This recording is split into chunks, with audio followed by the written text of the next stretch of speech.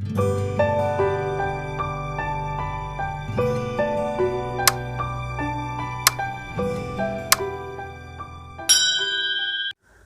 पूंजीवाद की चल रही है तो मजदूर शब्द का सही अर्थ जानना बड़ा जरूरी है, क्योंकि मैं तो ऐसे बहुत सारे लोगों को जानता हूं जिनके लिए मजदूर सिर्फ वे गरीब लोग होते हैं जो अपने सिर पर बोझा ढोते हैं, बहुत ज़्यादा मेहनत करते हैं, रिक्शा चलाते हैं, तांगा चलाते हैं, या फिर कोरोना काल में बेकार होकर, बेरोजगार होकर सड़कों पर पैदल पैदल हजारों किलोमीटर चलते हैं। लेकिन मजदूर शब्द का अर्थ इतना छोटा सा नहीं है, बल्कि बहुत व्यापक है। जो लोग रोजाना या एक सप्ताह में एक बार अपने श्रम के बदले में कुछ पाते हैं उसे वे मजदूरी बोलते हैं, लेकिन जिनको महीने भर में एक बार अपने श्रम के बदले में कुछ मिलता है उसे तनख्वाह यानी कि सैलरी बोला जाता है। शब्द भले ही 2 हों या 3 हों या 4 हों, लेकिन अर्थ सिर्फ एक ही है। ये सभी लोग जो अपना श्रम बेचकर कुछ पाते हैं, चाहे वो तनख्वाह कह लें उसे, चाहे वो मजदूरी कह लें उसे, वो होती एक्चुअली मजदूरी ही है। और इस तरह का काम करने वाले सभी लोग मजदूर यानी कि श्रमिक होते हैं। मजदूर अपनी मजदूरी से करते क्या हैं? वे खाना, कपड़ा, मकान, दवा, सारी चीज़ें खरीदते हैं जो उनकी श्रम शक्ति को बनाए रखने के लिए ज़रूरी होती हैं।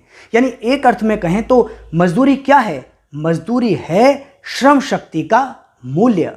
सीधे सीधे शब्दों में कहें तो मजदूरी के बिना कोई भी मजदूर जिंदा नहीं रह सकता। श्रम शक्ति के मूल्य को और भी आसान तरीके से समझ लीजिए। देखिए, कोई भी श्रमिक जब श्रम करता है तो बेहतर तरीके से वो तब ही श्रम कर सकता है जब उसके भोजन की व्यवस्था ठीक हो, उसके इलाज की व्यवस्था ठीक हो, उसके घर में बाकी जो बच्चे हैं उन सब की व्यवस्था ठीक हो, ताकि वो मानसिक रूप से भी चिंता मुक्त हो सके। उसको मनोरंजन भी चाहिए, उसको कपड़े भी चाहिए, बहुत सारी चीज़ों का उपभोग करने के बाद ही वो अपना 100% पोटेंशियल के साथ में काम कर सकता है। तो ये सारी चीज़ें जो किसी भी मनुष्य को मानसिक रूप से और शारीरिक रूप से स्वस्थ रखने के लिए ज़रूरी होती हैं, उन सब का मूल्य दरअसल इस मजदूर की श्रम शक्ति का मूल्य होता है। लेकिन इस पूंजीवादी व्यवस्था में किसी भी श्रमिक को उसकी श्रम शक्ति का मूल्य कभी भी नहीं मिलता। इसका उदाहरण अगर देखना हो तो पिछला एपिसोड आपको ज़रूर देखना होगा, क्योंकि वहाँ पर एक कमीज़ के मूल्य का उदाहरण देते हुए हमने बताया था कि किस तरह से 120 रुपये का अगर मूल्य है एक कमीज़ का, और उसमें 80 रुपये उत्पादन के साधनों की लागत है और 40 रुपये दरअसल श्रम शक्ति की लागत है, लेकिन फिर भी पूंजीपति मजदूरों को केवल 20 रुपये देता है और बाकी के बचे 20 रुपये अपने ही पास रख लेता है। यानी श्रम शक्ति का सही मूल्य वो इन मजदूरों को नहीं देता है। पूंजीवादी समाज में भी श्रम करने के 2 तरीके होते हैं। या तो स्वतंत्र श्रम करने वाले लोग होते हैं जिन्हें स्वतंत्र उत्पादक बोलते हैं, वो खुद ही अपना काम करते हैं और खुद ही किसी चीज़ की कीमत लगाते हैं और बाजार में उसे बेचते हैं।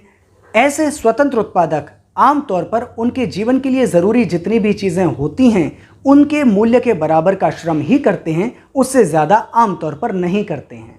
लेकिन किसी पूंजीपति के लिए या फिर किसी मालिक के लिए काम करने वाले जो श्रमिक होते हैं उन्हें बहुत ज़्यादा मजदूरी करनी पड़ती है।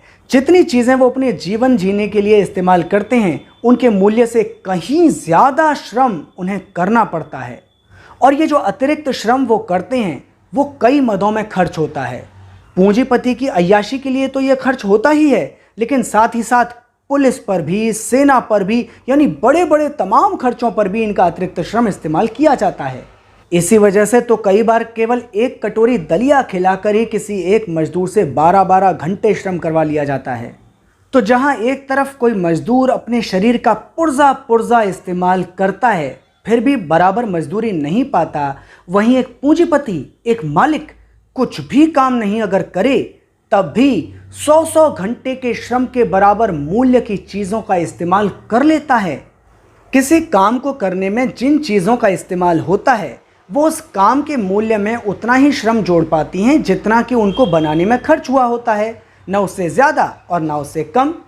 लेकिन मनुष्य कोई निर्जीव वस्तु नहीं होता। वो अपने जीवन को चलाने के लिए जिन चीज़ों की ज़रूरत उसे होती है उनके मूल्य से कहीं ज़्यादा भी श्रम कर सकता है, कम भी कर सकता है, और ऐसा भी हो सकता है कि वो बिल्कुल भी श्रम न करे। तो इसीलिए उत्पादन के किसी साधन को खरीदने के लिए उतना ही मूल्य देना होता है जितना उसको बनाने में श्रम खर्च हुआ होता है। अगर 4 रुपये तो 4 ही रुपये देने होंगे, 6 तो 6 ही देने होंगे। लेकिन मजदूर के साथ ऐसा नहीं होता है। मजदूर इंसान होता है और उसको कम से कम खर्चा करके भी ज़्यादा से ज़्यादा काम करवाया जा सकता है। और कोई भी पूंजीपति चाहता भी यही है कि वो अपने मजदूर से ज़्यादा श्रम करवा ले, ताकि ज़्यादा से ज़्यादा चीज़ों का उत्पादन हो सके, ज़्यादा से ज़्यादा अतिरिक्त श्रम उसे मिल सके, जिससे अतिरिक्त मूल्य उसके पास आ सके। लेकिन बदले में मजदूर को उसे कम से कम मजदूरी देनी पड़े, सिर्फ इतनी कि जिससे वो जिंदा रहकर अगले दिन काम के लिए आ सके। तो होता कुछ यूं है कि मान लीजिए किसी कारखाने में 1000 श्रमिक काम करते हैं। वे श्रम तो करते हैं 12-12 घंटे, लेकिन उनको मजदूरी मिलती है सिर्फ 6 घंटे के श्रम की। बाकी के 6-6 घंटे जुड़कर 1000 श्रमिकों के कुल 6000 घंटों का श्रम, और उस 6000 घंटों के श्रम का मूल्य और उससे अर्जित हुई संपत्ति, उससे अर्जित हुआ पैसा, सारा का सारा अतिरिक्त मूल्य के तौर पर चला जाता है पूंजीपति के पास में।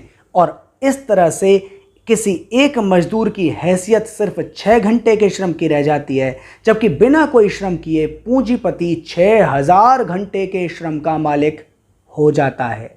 तो जो कुछ दास युग में चलता था, जो कुछ सामंतवाद में चलता था, वैसा ही इस पूंजीवाद में चलता है। वही गरीबी, वही अमीरी, वही जबरदस्त आर्थिक असमानता, सब कुछ वैसा का वैसा, शोषण वैसा का वैसा।